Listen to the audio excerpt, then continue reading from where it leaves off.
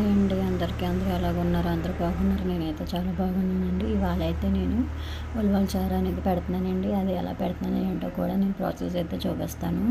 నేను పొడి చేసి పెట్టుకున్నానని చెప్పాను కదండి, ఆ వీడియో నేను షార్ట్ వీడియోలో అయితే అప్లోడ్ చేశాను చూడండి.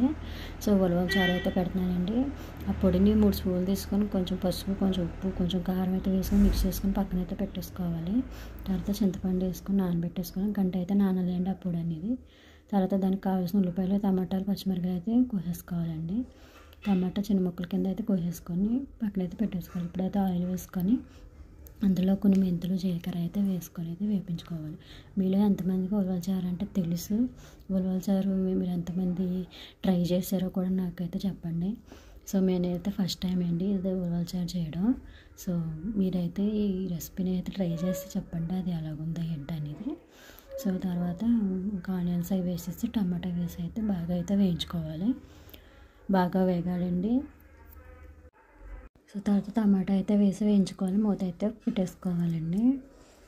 మేమైతే ఫస్ట్ టైం ట్రై చేసినా చాలా బాగా కుదిరిందండి ఉలవల చారు అనేది. చాలామంది మసాలాలు కూడా వేస్ట్ చేస్తారు, మేమైతే ఇలా చేస్తున్నాము. సో మనం మిక్స్ చేసి పెట్టుకున్న దాన్ని అయితే మనం ఇందులో అయితే వేసేసుకొని మిక్స్ చేసుకోవాలండి. వాటర్ అయితే వేసేసుకొని మిక్స్ చేసుకోవాలి. అది కొంచెం ఉడికి వరకు కూడా మనం కలుపుతూ ఉండాలండి. తర్వాత మనం సాల్ట్ అని చూసుకొని సాల్ట్ అని వేసుకోవాలండి.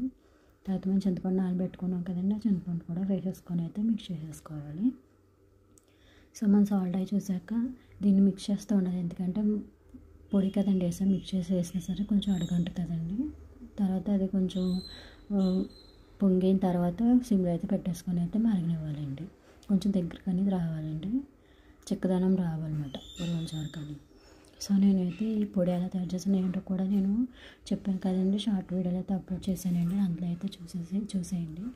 సో చూసారా, ఇది తిప్పేసుకున్నాక కొంచెం బెల్లం ముక్క అనేది కూడా మనం యాడ్ చేసుకోవచ్చు ఇందులోని. బెల్లం ముక్క అయితే యాడ్ చేసుకుని అయితే మిక్స్ చేసుకోవాలి. కొంచెం అది మరగనివ్వాలండి. బాగా మరిగి వచ్చిన తర్వాత సిమ్లో అయితే పెట్టేసి మరగనివ్వాలండి. కొంచెం దగ్గరికి అయితే రావాలండి. చూసారా, మా ఛానల్ అయితే ఫస్ట్ టైం చూస్తున్నారు, ప్లీజ్ అండి సబ్స్క్రైబ్ చేయండి, లైక్ చేయండి, షేర్ చేయండి.